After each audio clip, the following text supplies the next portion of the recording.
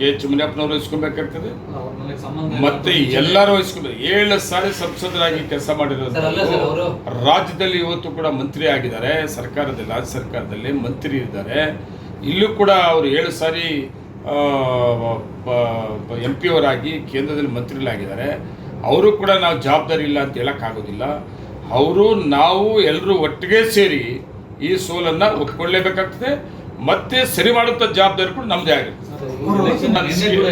ಅವರೇ ಹೇಳಲಿಲ್ಲ, ನನಗೆ ಗೊತ್ತಿಲ್ಲ. ನಾನು ಹೇಳೋದೇನೆಂದರೆ ಎಲ್ಲ ನಾಯಕರು ಜವಾಬ್ದಾರಿ ಇದೆ, ಎಲ್ಲರದು. ಕೆ.ಎಚ್. ಮುನಿಯಪ್ಪನವ್ರದ್ದು ಇರ್ಬೋದು, ಸುಧಾಕರು, ಸುರೇಶ್ ಅವರು, ಆಲ್ MLAs ಎಲ್ಲರೂ. ಅವ್ರು 7 ಸಾರಿ ಸಂಸದರಾಗಿದ್ದಾರಲ್ಲ, ಕಾಂಗ್ರೆಸ್ ಪಕ್ಷ ಕೊಟ್ಟಿದ್ದ ಅವಕಾಶ ಅಲ್ವಾ ಸಂಸದರಾಗಿ. ಇವತ್ತು ನಮ್ಮ ಜವಾಬ್ದಾರಿ ಇಲ್ಲ ಅಂತ ಹೇಳೋದಿಲ್ಲ, ನನ್ನ ಪ್ರಕಾರ ಹೇಳಿರಲ್ಲ ಅವರು.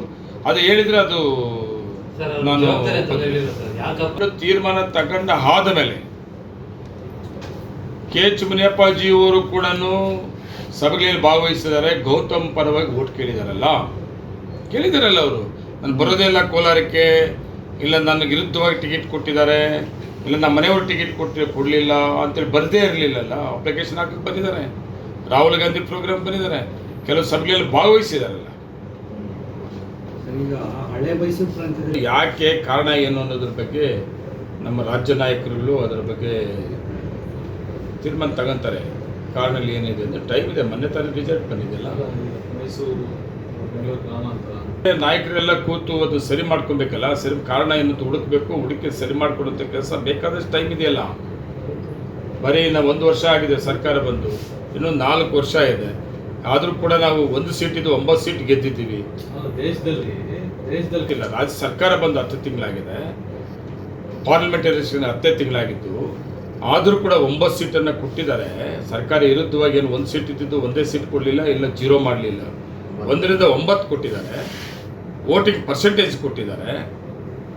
ಮತ್ತು ಅದು ಇನ್ನೂ ಹೆಚ್ಚಿಗೆ ಸೀಟ್ಗಳು ಗೆಲ್ಲಬೇಕಾಗಿತ್ತು ಅಂತ ನಮಗೆಲ್ಲರಿಗೂ ಇತ್ತು.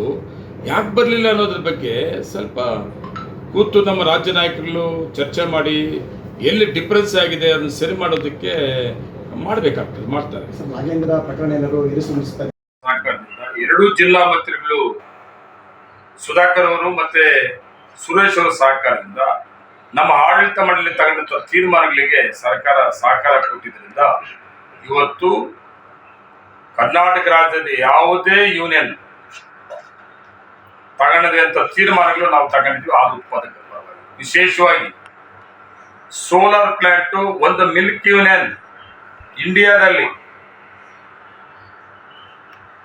ಅಮೂಲ್ ಆಗಿರ್ಬೋದು, ಯಾವುದೇ ಒಂದು ಸಹಕಾರ ಸಂಸ್ಥೆ ಆಗಿರ್ಬೋದು, ತಗೊಂಡಂತ ತೀರ್ಮಾನ ಇಂಡಿಯಾದಲ್ಲಿ ಕೋಲಾರ ಒಕ್ಕೂಟ ಸೋಲಾರ್ ಪ್ಲಾಂಟ್ ಅನ್ನ ಮಾಡುದು. ಸುಮಾರು 65-70 ಕೋಟಿಯಲ್ಲಿ 1 ತಿಂಗಳಿಗೆ 2 ಕೋಟಿ ರೂಪಾಯಿ ಕರೆಂಟ್ ಬಿಲ್ ಉಳಿಸುವಂತ ತೀರ್ಮಾನ ತಗೊಂಡು ಈಗಾಗಲೇ ಕೆಲಸ ನಡೀತಾ ಇದೆ.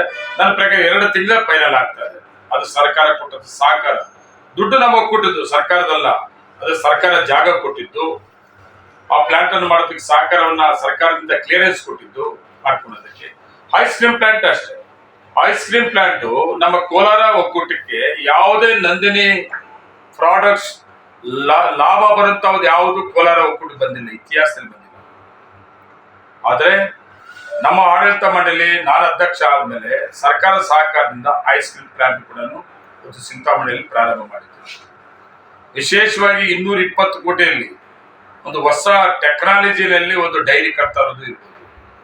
ಸುಮಾರು 350-400 ಕೋಟಿ ರೂಪಾಯಿ ಪ್ರಾಜೆಕ್ಟ್ಗಳನ್ನ ನಮ್ಮ ಕೋಲಾರ ಯೂನಿಯನ್ ಇಂದ ಒಕ್ಕೂಟದಿಂದ ಕೆಲಸಗಳನ್ನು ಪ್ರಾರಂಭ ಮಾಡಿದ್ರು. ಒಂದು ವಿಶೇಷ ಏನಂದ್ರೆ 400 ಕೋಟಿ ರೂಪಾಯಿ ಪ್ರಾಜೆಕ್ಟ್ಗೆ ಹಾಲು ಉತ್ಪಾದಕ ತೊಂದರೆ ಇಲ್ಲಿದೆ, ಹಾಲು ಉತ್ಪಾದಕರ ಹೊರೆ ಬೀಳಿದೆ. ನಮ್ಮ ಆಡಳಿತ ಮಾಡಿ ತಗೊಂಡ ತೀರ್ಮಾನ ಇವತ್ತು ಸುಮಾರು 300 ಕೋಟಿ ರೂಪಾಯಿ, ಸುಮಾರು 300 ಕೋಟಿ ರೂಪಾಯಿ ಇವತ್ತು ಈ ಪ್ರಾಜೆಕ್ಟ್ಗೆ ನಮ್ಮ ಹತ್ರ ಡಿಪಾಸಿಟ್. 1 ವರ್ಷದಲ್ಲಿ ಈ ಪ್ರಾಜೆಕ್ಟ್ ಕಂಪ್ಲೀಟ್ ಆಗ್ತದೆ. 1 ವರ್ಷದಲ್ಲಿ ಡೆವಲಪ್ಮೆಂಟ್ಸ್ ಅಂತೇಳಿ ನಮ್ಮಲ್ಲಿ ಸುಮಾರು 300 ಕೋಟಿಯನ್ನ ನಾವು ಸಾಲಕ್ಕೆ ಹೋಗದೆ ಸುಮಾರು 400 ಕೋಟಿ ಪ್ರಾಜೆಕ್ಟ್ಗಳಿಗೆ ನಮ್ಮಲ್ಲಿ ದುಡ್ಡನ್ನ ಡೆವಲಪ್ಮೆಂಟ್ಸ್ ಫಂಡ್ ತಗೊಂಡಂತ ತೀರ್ಮಾನ ಇವತ್ತು ನಮಗೆ ಈ ಪ್ರಾಜೆಕ್ಟ್ 3 ಪ್ರಾಜೆಕ್ಟ್ ಅನ್ನು ಮಾಡ್ತಾರೆ. ಯಾವುದೇ ಮಿಲ್ಕ್ ಯೂನಿಯನ್ ಈ ತರ ಒಂದು ತೀರ್ಮಾನ ತಗೊಂಡಿರೋದಿಲ್ಲ.